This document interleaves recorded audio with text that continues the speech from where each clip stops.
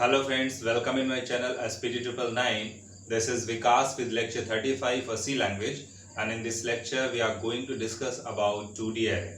In last lecture we have discussed about single dimension array, and this is for two-dimensional array. So in a simple language we can say two-dimensional array is a collection of single dimension array. इसे single dimension array का collection क्यों कहा जाता है और इसके कुछ points हम लोग अभी डिस्कस करेंगे। फिलहाल हम समझते हैं कि इसका डिक्लेरेशन कैसे करते हैं। टू डायमेंशनल एरे में दो डायमेंशंस होते हैं, रो और कॉलम के फॉर्मेट में। तो इसका डिक्लेरेशन इस तरह से करते हैं, डेटा टाइप हमें यहाँ पे लिखना होता है और एरे का नेम लिखना है। उसके बाद सबसे पहले हमें रो का साइज देना है स्क्वायर ब्रैकेट में, और उसके बाद कॉलम का साइज। तो हमारा ये जो टू डायमेंशनल एरे है उसमें फर्स्ट डायमेंशन रो का है और सेकंड डायमेंशन कॉलम का है। मैं यहाँ पे मेंशन कर देता हूँ, ये आपके लिए रो है और ये कॉलम है। तो रो और कॉलम के कलेक्शन से बनता है टू डायमेंशनल एरे। आइए समझते हैं इसकी इंडेक्सिंग और मेमोरी ऑर्गेनाइजेशन के बारे में। टू डायमेंशनल एरे कुछ इस तरह से रिप्रेजेंट किया जाता है। इसमें से आप देख रहे हैं कि तीन रो है, तो ये एक्चुअल में रो कहलाती है। एक सिंगल रो, सेकंड है और ये थर्ड है। और इसमें कॉलम दो हैं, फर्स्ट एंड सेकंड। तो इसलिए इसको 2D एरे बोलते हैं, क्योंकि इसमें दो डायरेक्शन है, रोज एंड कॉलम्स। यहाँ पे साइज कुछ भी हो सकता है। अब आइए देखते हैं इसका इंडेक्सिंग। आप जानते हैं कि जो एरे है उसका जो स्टार्टिंग होता है वो 0 इंडेक्स से होता है।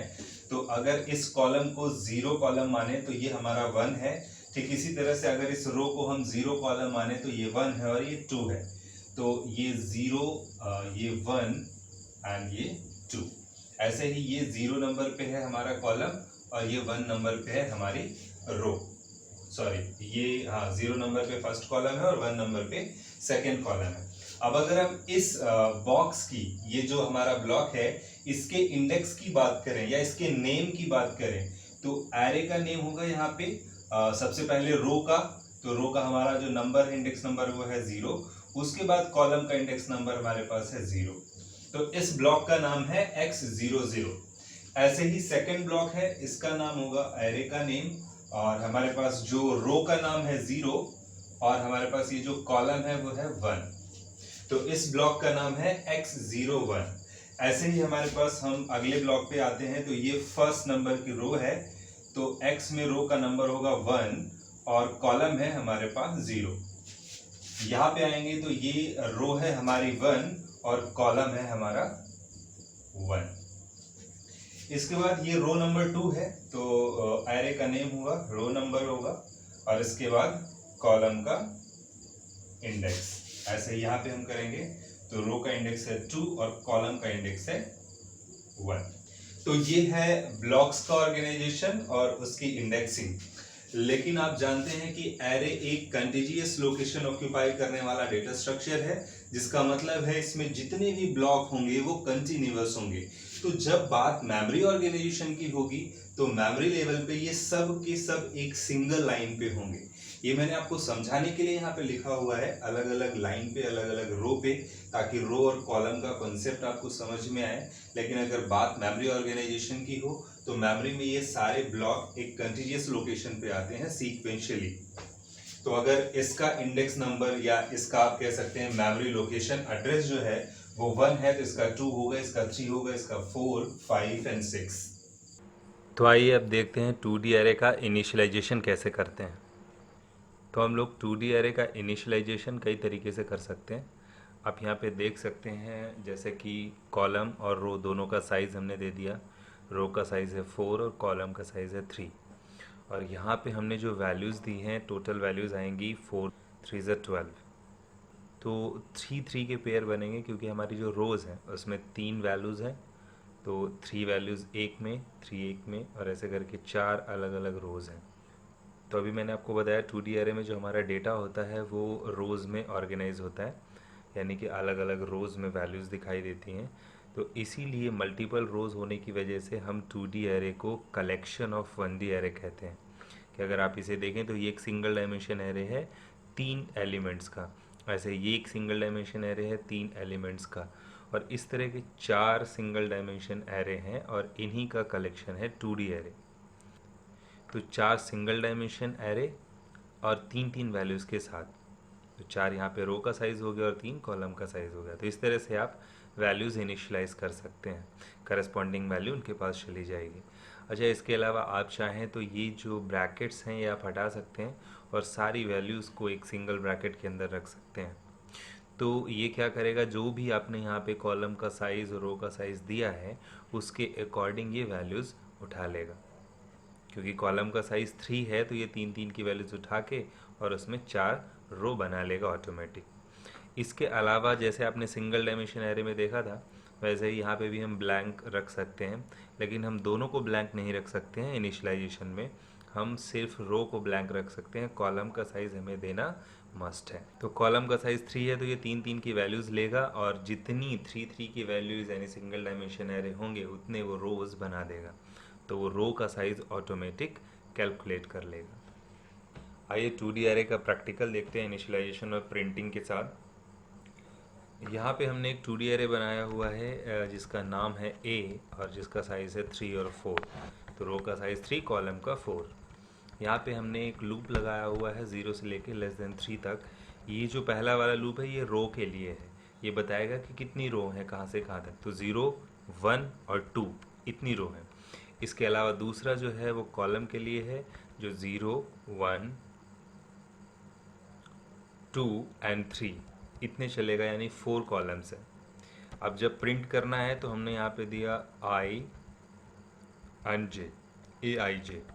तो फर्स्ट जो लूप चलेगा I का, उसमें I की वैल्यू 0 होगी, J की वैल्यू 0 होगी तो 0 0, फिर J की वैल्यू चेंज होगी तो 0 1, 0 2, 0 3। इसके बाद I की वैल्यू चेंज होगी तो 1 0, 1 1, 1 2, 1 3, ऐसे करके सारी वैल्यूज़ यहाँ पे प्रिंट हो जाएंगी।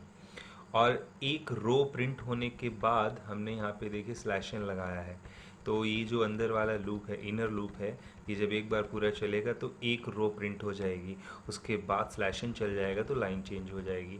तो हर एक रो के बाद में यहाँ पे लाइन चेंज होती रहेगी। आइए इसको रन करा के देखते हैं।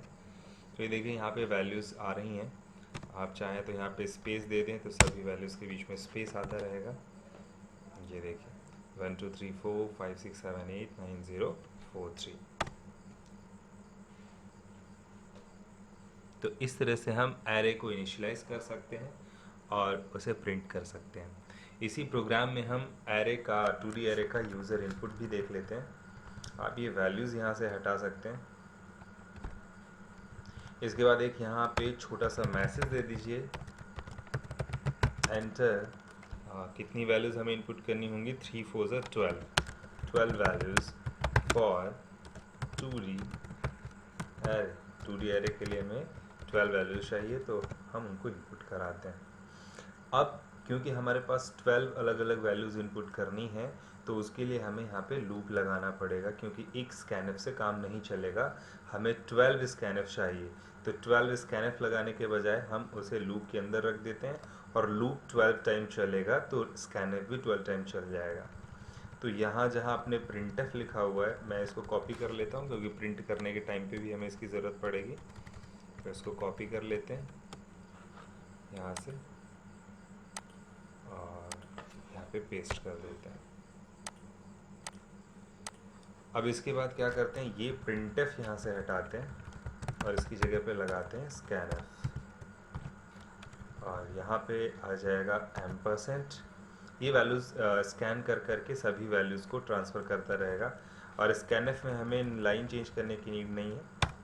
तो ये स्कैनफ वाली लाइन चल जाएगी यूज़र इनपुट के लिए 2 लूप लगा करके। उसके बाद वैल्यूज़ प्रिंट करने के लिए भी हमें 2 लूप की ज़रूरत होगी, तो ये सेम लूप प्रिंट करने के लिए चल जाएगा /n के साथ यहाँ पे, क्योंकि प्रिंट करते टाइम पे हमें लाइन चेंज करनी है। बस हम एक मैसेज दे सकते हैं यहाँ पे चाहें तो, वैल्यूज़ ऑफ 2D एरे, यहाँ पे भी /n दे देते हैं। दो यहाँ से ये स्पेस हटा दीजिएगा एक्स्ट्रा, अदरवाइज ये आपको डिस्टर्ब करेगा। इसके बाद इसको रन कराते हैं। 12 वैल्यूज़ यहाँ पे इनपुट करते हैं। मान लीजिए कि 1 2 स्पेस के साथ आप इनपुट करा सकते हैं या फिर एंटर के साथ भी करा सकते हैं। 3 4 5 6 7 8 9 10 11 12 ये 12 वैल्यूज़ हैं। यहाँ पे एंटर करते हैं तो ये सारी वैल्यूज़ हमें ऑर्गेनाइज करके दे रहा है जैसा हमने प्रिंट कराया है वैसा। अगर हम स्लैशन यहाँ पे हटा देते हैं तो ये सारी वैल्यू सिंगल लाइन में आ जाएंगी, नो प्रॉब्लम। ये स्लैशन हमें यहाँ से हटाना पड़ेगा क्योंकि हर रो के बाद में लाइन चेंज कर देता है। ये इनर जो लूप है मैंने आपको बताया, ये एक रो प्रिंट करता है, उसके बाद फिर दूसरी रो को करता है, तीसरी रो को करता है। तो हर एक इनर लूप कंप्लीट होने के बाद हम स्लैशन कर दे रहे थे तो वो रो कंप्लीट होने के बाद लाइन चेंज कर देता है। हम चाहें तो इसको ऐसे भी रन करा सकते हैं। 1 2 3 4 5 6 7 8 9 10 11 12 ये देखिए इंटर के साथ भी हमने इनपुट करा लिया। ये देखिए सीक्वेंस में आ रहा है क्योंकि हमने स्लैशन नहीं दिया हुआ है। स्लैशन यहाँ पे रख लेते हैं वापस।